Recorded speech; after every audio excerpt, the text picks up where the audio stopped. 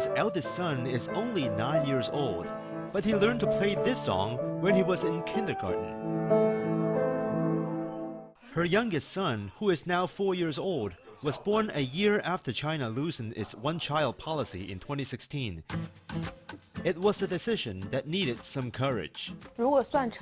If we'd calculated the cost of raising another child, we wouldn't have dared to have a second one, honestly. So just how expensive is it to raise a child in China's first-tier cities? Well, counting away the expenditures on baby formulas, clothes, and hiring nannies, there are also costs that possess Chinese characteristics. The biggest investment for the children is education. And in China, such investment might not necessarily start with a school, but an apartment.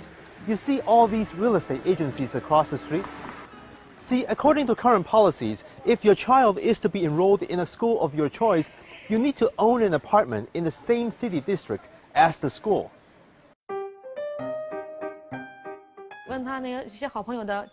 In the first parent-teacher meeting during eldest son's final year in kindergarten, some parents told me they had purchased new apartments near good schools 3 or 4 years ago. I thought to myself, what have I been doing? My husband and I went straight to a real estate agency after that meeting. Of all home sales in Shanghai last year, more than 20% were in good school districts, and the prices for apartments there rose over 8% in 2020. We sold our previous apartment and bought one in this old neighborhood. This apartment is about 20 to 30 square meters smaller, but we had to take an additional 3 million yuan mortgage out to pay for it. After the apartment procured, then come the tuition fees. In Shanghai, there aren't enough good public schools to meet the demand for high-quality education.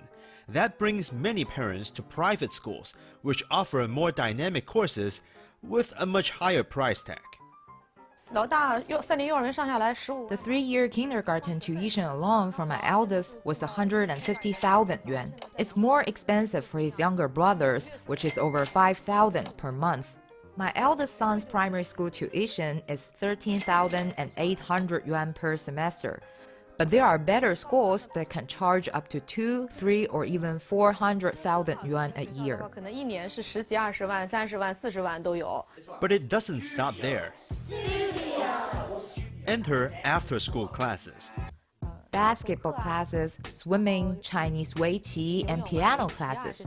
The English classes alone cost 14,000 a year. It is estimated that after-school classes could become an $86 billion industry in China in 2021. On weekends, we have on average 10 classes per hour and about 40 to 50 classes each day. And it's never too early to plan far into the future. Do you want to study abroad?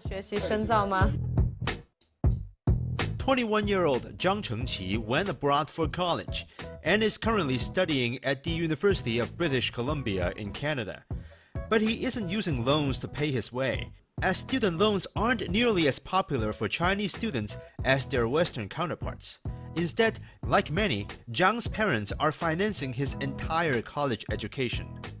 In my university, you need 120 credits to graduate, and each credit is about 1,200 Canadian dollars.